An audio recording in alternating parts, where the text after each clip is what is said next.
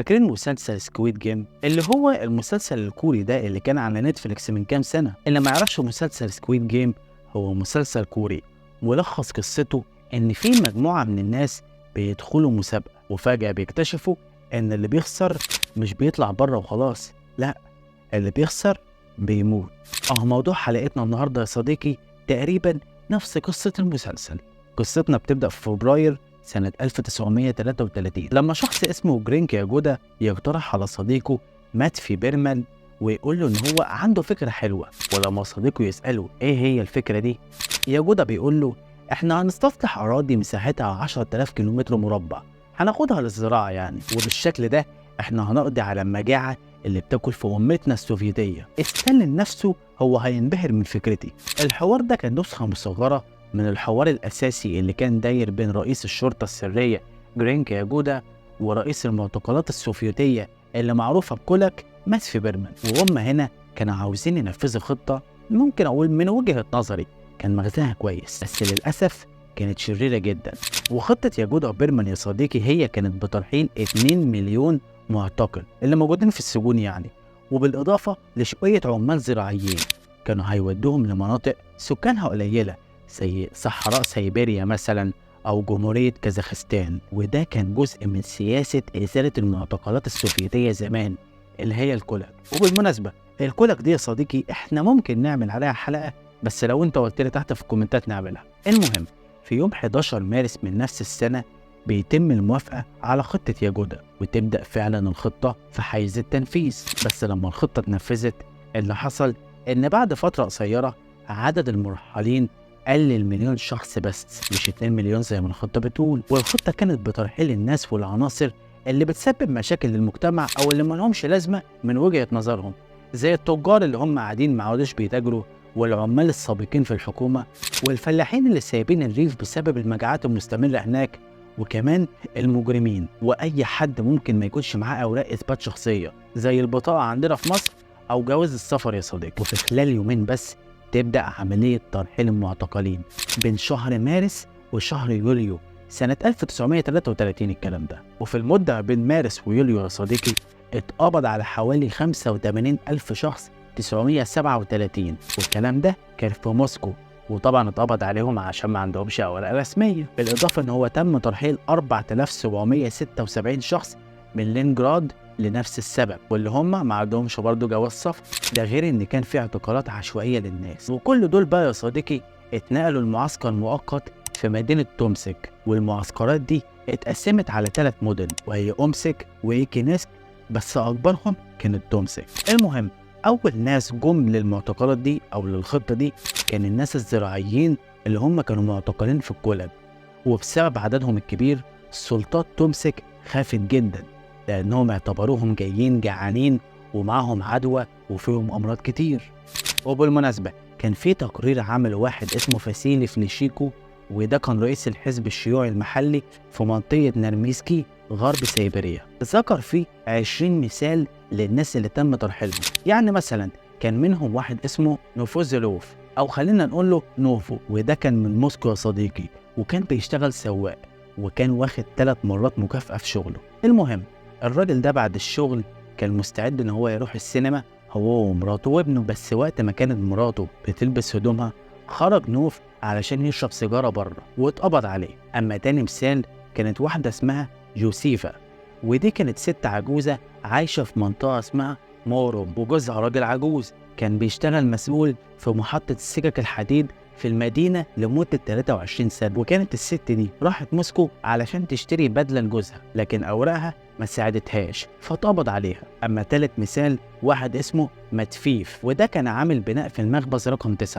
كان عنده جواز سفر موسمي لكنه اتقبض عليه بجواز سفره كمان، بس على حسب التقرير بيقول ان محدش قدر يتحقق من الوثائق بتاعته وبرضه اتقبض عليه. وفي مثال تاني انا حابب اقوله، فمره في راحت هي وبنتها اللي عندها 9 سنين بس في محطة القطر علشان تشتري تذاكر. الأم سابت بنتها لثواني معدودة وبدون أي مقدمات، فجأة الشرطة أخذت البنت من إيد أمها بدون أي تحقيق أو حتى كلمة للأم. الأم بغريزة الأمومة جريت علشان تلحق بنتها لكن معرفتش تعمل أي حاجة للأسف. الناس قالوا بقى إن الأم انتهى بيها الحال في السجن أو ممكن تكون ماتت منتحرة. كفاية تمهيد لحد هنا يا صديقي، يلا نخش على القصة على طول. القصة دي كانت بدايتها من 30 إبريل لما يطلع قطر من موسكو شايل محتجزين من الطبقة الفقيرة، وقطر تاني يطلع من لينجراد في يوم 29 إبريل، والاتنين وصلوا يوم 10 مايو لمعسكرات النقل.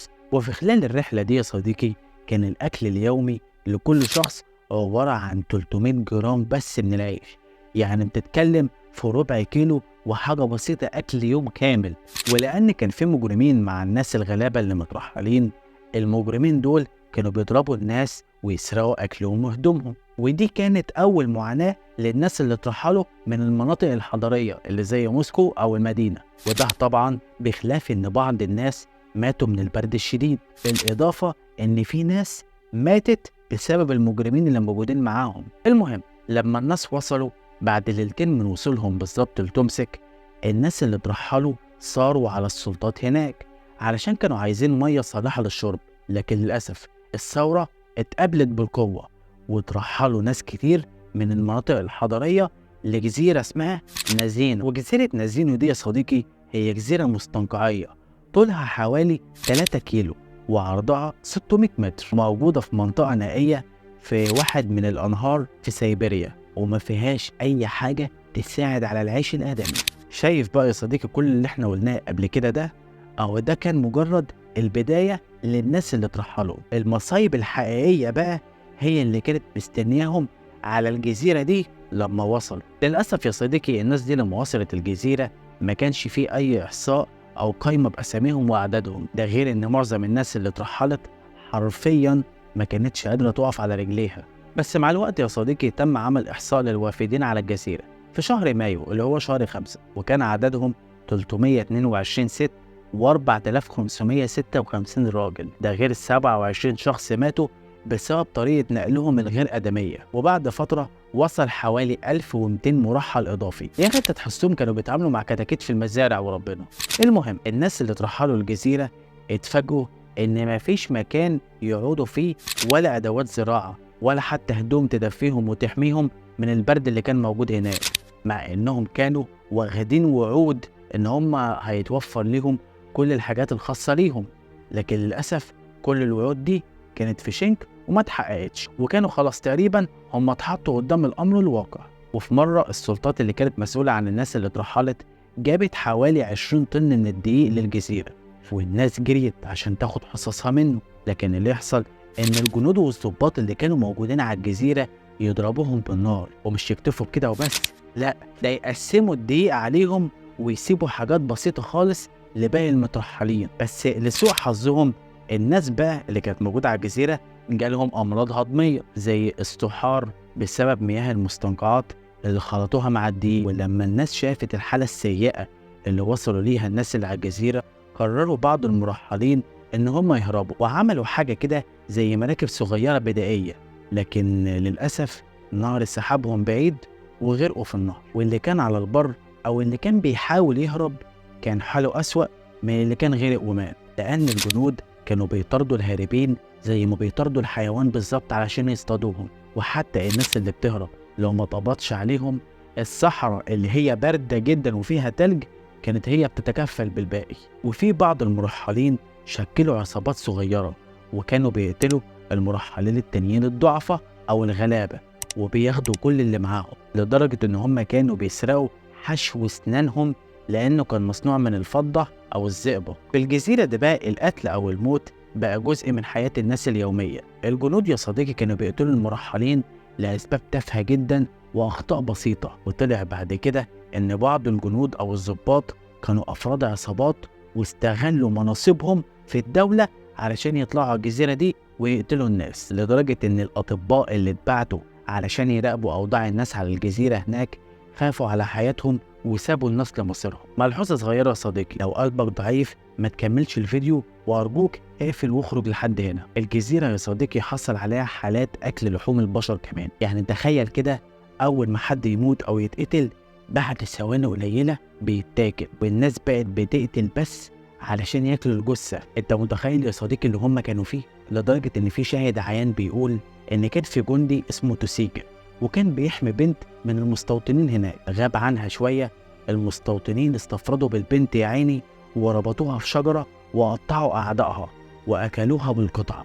ولما رجع الجندي ده لقاها بتموت وما قدرش ينقذها. وفي واحد تاني حكى عن تجربته في أكل لحم البشر لما قال بكل برود إن هو مجرد يا دوبك كان بياكل الكبد والقلب بس. وبيحكي كمان إن إزاي كانوا بيضربوا المرضى لحد ما يموتوا وبعدين يقطعوا أعضائهم ويعلقوها على الأغصان ويحطوها على النار في السياح. بعد شهر يا صديقي من الاعتقال في 50 شخص اتهموا بتهمة التهام لحوم البشر. وفي خلال 13 أسبوع بس ومن ما بين 6000 شخص اترحلوا الجزيرة مات أو اختفى 4000 شخص، يعني كده فاضل 2000 بس. ومعنى إنه في خلال 3 شهور وأسبوع يموت العدد الكبير ده فدي حرفيا كانت مجزرة. بس زي ما قانون الدنيا بيقول يا صديقي لكل بداية نهاية، وكان لازم بعد المجزرة دي يتحط نهاية ليها. واللي يحصل إن بسبب نقص الموارد وسوء التخطيط للخطة دي السلطات السوفيتية قررت إن هي تنهي الأحداث المثيرة دي بأي طريقة، وتم حل مستوطنة نازينو اللي كانت في الجزيرة واتنقل 2856 شخص من اللي يدوب فضلوا على قيد الحياة في الجزيرة، وسابوا على الجزيرة شوية ناس كان عددهم 157 شخص لأسباب صحية. وكمان معظم المرحلين رفضوا يشتغل في مستوطنات جديدة أساسا بسبب المعاملة اللي شافوها قبل كده. ما هو اللي اتلسع من الشوربة ما ينفعش في الزبادي بقى. ونروح بقى لفليشيكو ده لما عمل تقرير وأرسله لجوزيف ستالين نفسه. وزع التقرير ده لأعضاء المكتب السياسي واتحفظ في الأرشيف. والتقرير ذكر إن في 6114 مرحل وصلوا للجزيرة في شهر 5 سنة 33 ومات على الأقل 27 شخص أثناء النقل بس، وما كانش فيه لا أكل ولا مأوى لهم في الجزيرة. وفي الليلة الأولى التلج نزل على المرحلين دول وما كانش فيه أي توزيع لأي أكل لمدة 4 أيام. وفي اليوم الأول برضه اتدفن 295 شخص. وفليشيكو يا صديقي ذكر في تقريره كمان إن في 2200 شخص بس نجوا من أصل حوالي 6700 مرحل، ودول اللي كانوا في جزيرة تومسك بس يا صديقي.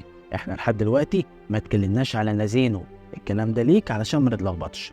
التقرير ده بقى يا صديقي عمل لجنة من الحزب الشيوعي علشان يدرسوا القضية. وفي أكتوبر اللجنة قدرت إن من حوالي 2000 ناجي في جزيرة نازينو نصهم بس كانوا مرضى وموجودين في السرير، وحوالي 200 أو 300 شخص كانوا هم يا دوبك اللي قادرين جسديا وصحيا على الشغل. وحاول بعد كده المسؤولين المحليين والحراس في الجزيرة يعترضوا على تقرير فليشيكو، لكن تم توبيخهم ومعاقبتهم وصدرت ضدهم أحكام بالسجن تراوحت من 12 شهر ل3 سنين. أما بالنسبة للمأساة بتاعت جزيرة نازينو اللي الناس فضلت تاكل فيها بعض فضلت سر وتفاصيلها مستخبية لمدة 55 سنة كاملة، السبب إن محدش كان بيتكلم عليها كتير أو في الإعلام ما كانش حد بيذكرها. والناس يدوبك اللي كانوا عرفوا بالقضية دي كانوا هم الضحايا والجنود والمسؤولين وشهود عيان قليلين كانوا موجودين على الجزيرة. لحد ما في سنة 1988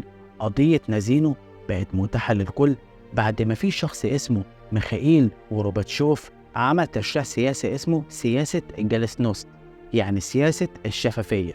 بس تعالى يا صديقي، انت مش ناسي حد؟ احنا هنا ناسيين الاشخاص اصحاب الفكرة من الاساس. يا ترى انتوا لسه فاكرينهم؟ ايوه، هو الشخص اللي اسمه جرينك ياجودا وماتيفي بيرمان. هم دول بقى يا صديقي بعد كام سنة، بالتحديد سنة 37 جرينك ياجودا وماتيفي بيرمان اتعمل لهم شوية تهم حلوين، من بينها بقى الانتماء لجماعات إرهابية، لحد ما هم في فترة نفسهم أصلا اعترفوا إن هم بينضموا لتنظيم إرهابي. المهم الاتنين دول بقى اتعدموا بالرصاص بأوامر من جوزيف ستالين نفسه، واتعدموا على ايد اشرس جلاد في الاتحاد السوفيتي وقته واللي اسمه فاسيلي بلوخين. وبس كده يا سيدي، ده كان اللي عندي النهارده. ما تنساش تعمل لايك واشتراك للقناه لو الفيديو عجبك، وما تنساش تعمل لي فولو على الانستجرام، ولو حابب تكلمني عليه هرد عليك على طول. وبس كده، كان معاكم امين اشرف، اشوفكم الفيديو الجاي.